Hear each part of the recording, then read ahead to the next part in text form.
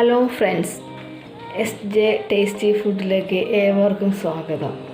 ഇന്നിവിടെ ഉണ്ടാക്കാൻ പോകുന്നത് ഒരു കടച്ചക്ക വറക്കാൻ പോവാണ് ഞാൻ.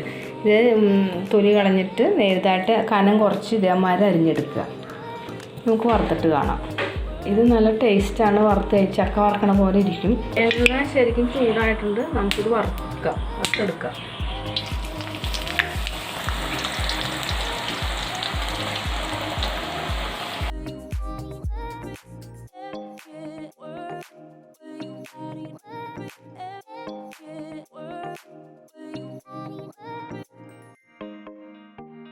ചിലർക്ക് കടച്ചക്ക കറി വെക്കാൻ ഇഷ്ടം ഉണ്ടാവില്ല.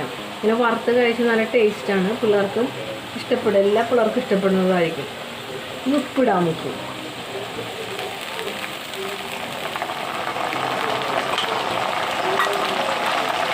ഇത് പരിപാകുമ്പോൾ നമുക്ക് ഉപ്പിട്ട് വറക്കാം.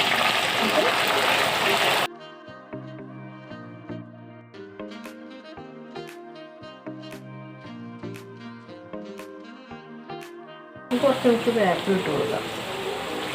വേപ്പിൽ ഇഷ്ടമുണ്ടെങ്കിൽ ഇട്ടേച്ചാൽ മതി കേട്ടോ. ഇപ്പോൾ നല്ല ടേസ്റ്റ് ആയിരിക്കും വേപ്പയുടെ വെള്ളം പിടിക്കുമ്പോൾ.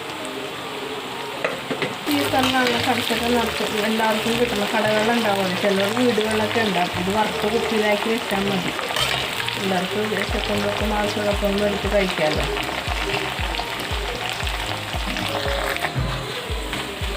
ഇത് ഇവിടെ ആയിട്ടുണ്ടുണ്ട്. കിലിങ്കിലും പോലെ ശരിയാക്കണം. കിലിങ്ങാണ്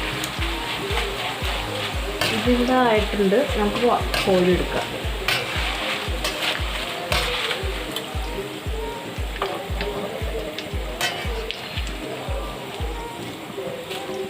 നിങ്ങൾ ഒരു പ്രാവശ്യം ഇത് വറുത്ത് നോക്കണം കേട്ടോ. എന്നിട്ട് അഭിപ്രായങ്ങൾ പറയണം. നിങ്ങളാരും എൻ്റെ ചാനൽ കാണാറില്ലേ? എൻ്റെ അഭിപ്രായങ്ങൾ ആരും പറയാത്തത്?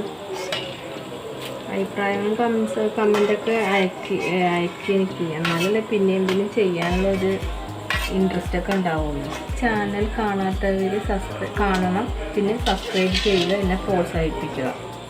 ബെല്ലൈക്കൻ കൂടി നിൽക്കുക. ഇങ്ങനെ